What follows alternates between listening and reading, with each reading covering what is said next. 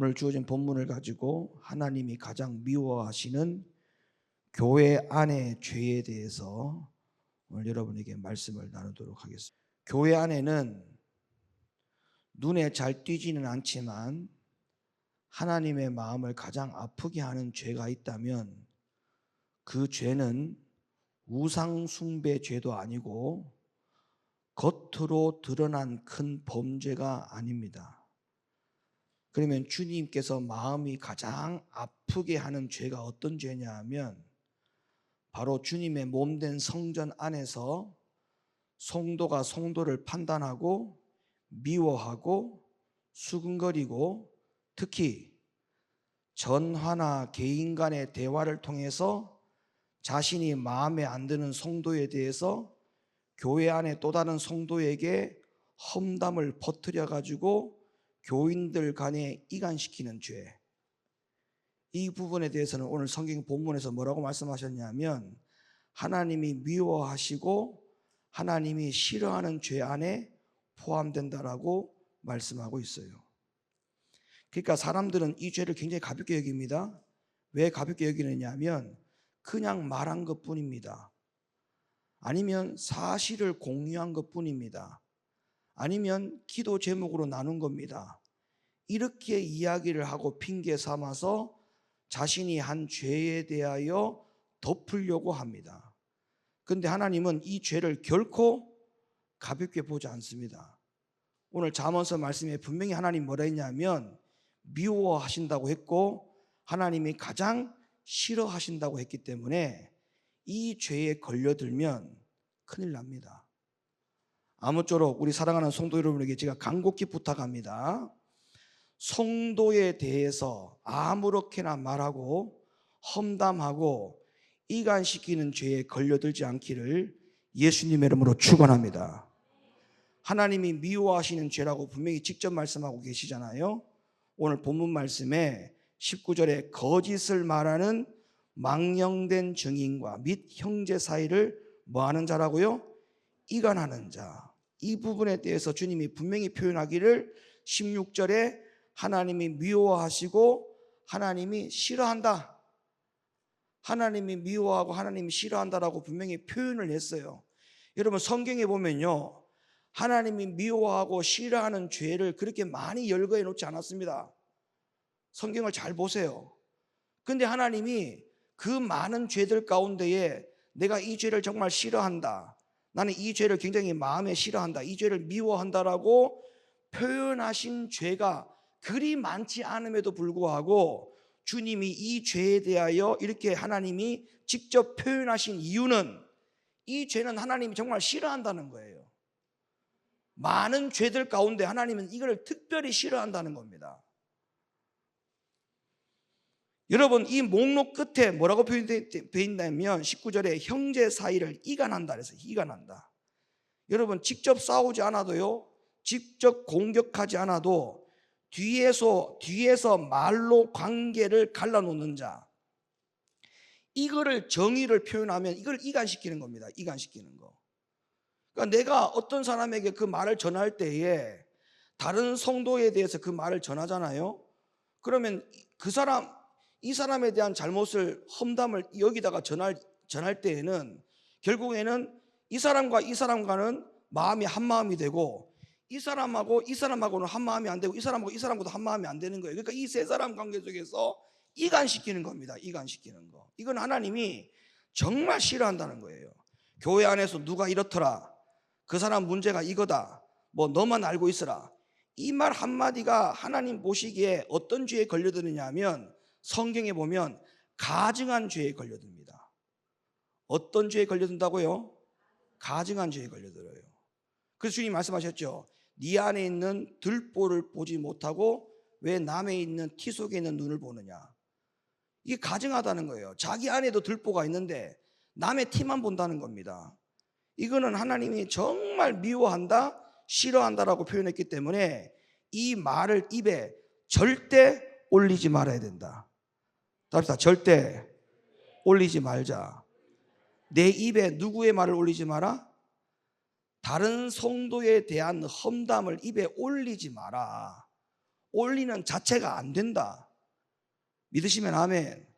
올리지 말아야 돼요. 그 다음에 수군거림과 험담은 말의 죄로 끝나는 게 아니고요. 성경을 보세요. 이거는 영적 살인입니다. 영적 살인. 답시다. 영적 살인이다. 영적 살인이에요. 야고보 3장 6절 펴보세요. 성경 가보세요. 여러분 가지고 있는 성경 야고보 3장 6절 펴보세요. 수군거리고 험담하는 거는요, 그냥 말의 죄의 유형이 아니고 영적 살인입니다. 영적 살인. 야고보 3장 6절 읽습니다. 시작. 지옥불에 사르느니라. 온몸을 더럽히고 생의 수레바퀴를 불사르며 지옥불에 사르느니라. 그러니까 이거는 수군거리고 험담하는 거는요, 여러분 말의 죄로 끝나는 게 아니고 이거는 그 사람에게 영적 살인을 저지르는 거예요. 이거 심각하게 생각하셔야 됩니다. 성경은 험담을 단순한 성격 문제나 말벗으로 보지 않아요. 말버릇으로 보지 않습니다. 지옥불에서 나는 불이라고 했잖아요. 왜 그러냐면 험담은 한 사람의 명예를 죽이고 공동체의 신뢰를 무너뜨리는 교회 안에서부터 썩게 만드는 아주 정말 나쁜 겁니다. 이거는 절대 교회 안에서 이루어지면 안 되는 일이에요. 칼은 한 사람을 찌르지만 혀는 여러 사람을 동시에 죽일 수 있어요. 왜냐하면 내 말의 험담이 그 사람으로 들으면서 끝난다고 생각하면 큰 오해입니다. 이 말이 또 전달되고 와전이 돼요. 그러면 교회 안에 전체가 다 그 사람의 험담이 돌아다닙니다. 그러면 한 사람을 죽인 게 아니고 여러 사람을 다 죽인 거예요. 이거는 교회 안에서 절대 있어서는 안 되는 겁니다. 그래서 하나님께서는 이 험담을 말의 실수 정도가 아니고 영적 살인을 저지르고 있는 것이라고 하나님이 아주 광범위하게 판단해 놓고 계십니다. 그러니까 교회 안에서 절대 다른 사람의 험담한 얘기가 사실이라 할지라도 그 사실을 나와 관계없는 이야기는 입에서 아예 꺼내지를 마셔야 돼. 다시 다 입에 올리지 말자. 누구를? 나 외에 다른 사람의 이야기는 아예 내 입에서 험담으로 올리지 마셔야 돼요. 아멘입니까? 그 다음에 계속해서 다른 성도들을 자신의 편으로 만들어가지고 끌어들이는 이 죄의 심각성도 이거는 아주 중요한 부분입니다. 여러분, 교회 안에서 가장 비열한 죄의 형태가 뭔지 아세요? 당사자에게 말하지 않고 교회 안에 또 다른 성도를 가만히 끌어들여가지고 성도나 교회에 대하여 험담하는 것은 굉장히 비열한 죄입니다. 마태복음 18장에 보면 예수님이 이렇게 분명히 질서를 세워주셨죠. 문제가 있으면 당사자에게 직접 권면하고 또한 듣지 않으면 증인을 데리고 가서 말하고 그래도 안 되면 어떻게 하랬어요? 그래도 안 되면 교회에 말하라고 했어요. 맞아요? 근데 험담은 이 질서를 완전히 거꾸로 합니다. 당사자는 빼놓고 전화로 개인적으로 또 다른 성도들을 끌어들여서 말하고 결국에는 교회가 다 알도록 퍼뜨려지는 이런 일들이 일어나게 하는 거예요. 이게 얼마나 나쁜 겁니까? 이게 자신의 편을 만드는 거예요. 자꾸 이거는 해결을 위한 말이 아니고 파괴를 위한 말입니다. 누가 그런 이야기를 전화로 하면 듣지도 말고 전화를 끊어야 돼. 맞습니까? 안 맞습니까? 들어주면 안 돼요. 전화를 어떻게 하라고요? 전화를 끊어야 돼요. 들어주면 안 돼요. 이런 형태의 말에 대해서 하나님은 질서를 무너뜨리는 죄로 심판한다는 것을 분명히 성경을 통해서 우리에게 말씀하고 있기 때문에 이거는 정말 여러분 각자가 앞으로 조심해야 될 일입니다. 영적 살인죄에 걸려들지 않기를 예수님의 이름으로 축원합니다. 정말 이건 조심하셔야 돼요. 하나님은 교회를 그리스도의 몸으로 보고 계십니다. 에베소 5장 30절에 우리는 그 몸의 지체라고 했어요. 교회는요, 여러분 단순한 모임이 아닙니다. 그리스도의 몸입니다. 그리스도의 몸. 그럼 내가 어떤 교회 안에 지체 가운데 성도를 누굴 험담한다. 그러면 그 험담하는 것은 성도를 험담하는 게 아니고 주님의 몸의 지체이기 때문에 주님의 몸의 지체를 험담하는 거나 마찬가지인 것입니다. 자신의 마음에 들지 않는다고 해서 공격하고, 그거는 몸을 찢는 거예요. 주님의 몸을 찢는 행위입니다. 예수님의 몸에 상처를 입힌다, 그 말이에요. 여러분, 사도행전에서 사울이 교회를 박해할 때 주님이 뭐라고 말씀하셨어요? 사울아 사울아 네가 어찌하여 나를 박해하느냐, 이렇게 이야기했죠. 여러분, 사울은 교회를 박해했어요. 그런데 예수님은 자기 자신을 박해한 것으로 책망했어요. 사울은 교회를 박해했습니다. 근데 그걸 받아들이는 예수님은 사울아 사울아 네가 어찌하여 나를 박해했느냐, 주님을 공격한 것처럼 해석을 해서 사울을 책망했다, 이 말이에요. 지금도 동일합니다. 교회 안에서 성도를 험담하는 자는 예수 그리스도를 대적하는 자의 자리에 서 있다는 것을 본인 스스로가 명심하셔야 됩니다. 그 말을 입에 올려서 전했다? 즉시 회개하셔야 돼요. 그리고 그분에게 다시 전화해서 내가 했던 말을 취소합니다, 그 말을 머릿속에서 지워달라고 간곡하게 요청해야 됩니다. 하나님이 기뻐하시는 교회의 모습이 어떤 모습이냐? 자, 에베소 4장 29절 말씀 열어보세요. 에베소 4장 29절 시작. 무릇 더러운 말은 입 밖에도 내지 말고 오직 덕을 세우는데 소용되는 대로 선한 말을 하여 듣는 자들에게 은혜를 끼치게 하라. 말을 할 때 듣는 자들에게 뭐를 끼치게 하라? 그러면 험담을 하고 은혜 끼치는 사람 봤어요? 봤어요. 있긴 있어요. 같이 맞장구 칠 때 두 사람은 굉장히 은혜 충만합니다.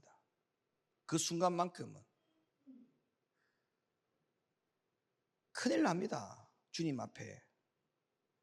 더러운 말은 입 밖에도 내지 말고 오직 덕을 세우는데 소용되는 대로 선한 말을 하여 듣는 자들에게 은혜를 끼치게 하라.